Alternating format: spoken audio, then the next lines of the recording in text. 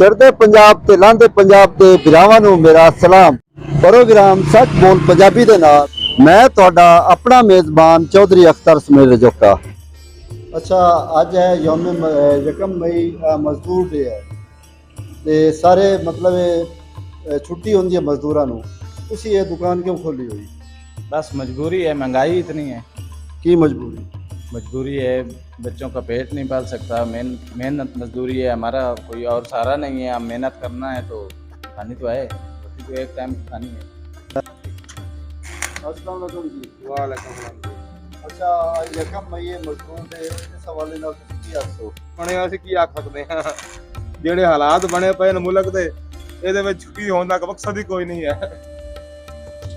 ਜਿਸ ਤਰ੍ਹਾਂ ਸਾਜ ਇੰਟਰਵਿਊ ਦਿਓ ਭਾਈ ਹੋਰਾਂ ਨੂੰ।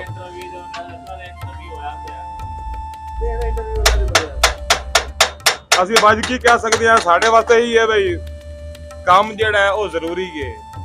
ਛੁੱਟੀ ਤੇ ਫਿਰ ਸਾਫ ਜ਼ਾਹਰ ਮਜ਼ਦੂਰ ਡੇ ਹੋਇਆ ਜ਼ਰੂਰ ਹੈ, ਲੇਕਿਨ ਇਹਦੇ ਵਿੱਚ ਕੰਮ ਵੀ ਜ਼ਰੂਰੀ, ਜਿਸ ਹਾਲਾਤ ਦੇ ਮੁਤਾਬਿਕ ਚੱਲਦੇ ਪਏ ਨਾ ਇਸ ਕੰਮ ਜ਼ਰੂਰੀ ਹੈ। ਛੁੱਟੀ ਕੋਈ ਨਹੀਂ, ਸਿਰਫ ਕੰਮ ਜ਼ਰੂਰੀ ਹੈ। ਇਹਨੂੰ ਕਿਤੋਂ ਖਵਾਵਾਂਗੇ? यकम मई मजदूर यौम मजदूर डे है जी जी। उस हवाले नाल तुसीं की आखो?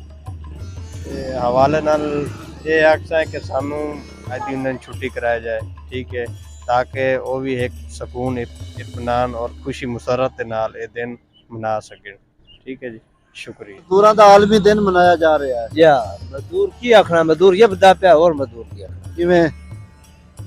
आदू यार शायद महंगाई है, साथ स्प्रे कराने सान पूरा पैसा नहीं दे रहे। अग्गू महंगाई साडी मजदूरी वादी दुआ काम चढ़ो चढ़। अच्छा, यौम मजदूर डे उस हवाले नाल तुसीं की आखो? यौम मजदूर डे उस हवाले नाल की आखो? जी जी दसो ना। देखो जी ना, महंगाई दा की आखदे? महंगाई बड़ी है, किवें बड़ी? बहुत बड़ी है। हर चीज जड़ी 50 दी 100 दी मिल रही। साजी की हाल है? ठीक। यकम मई यौम मजदूर डे उस हवाले नाल तुसीं की आखो? की कहना, मजदूर दे है तो फिर नहीं तुसीं दुकान नहीं बंद की? दुकान वो बंद कर देन जिन्हां दी अपनी होवे। असीं दिहाड़ी ते लगे आ, छुट्टी करिए तो बच्चे भुखे मारने ने। जी नाज़रीन, तुसां लोगां दीयां गल्लां सुनियां बई मजदूर डे ते उस हवाले नाल असां लोगां तो पुछया, लेकिन वो आंदे पैन भी असीं किवें छुट्टी करिए। जनाब महंगाई अरूज ते अगर गरीब बंदे छुट्टी करिए तो मारे जाते हैं।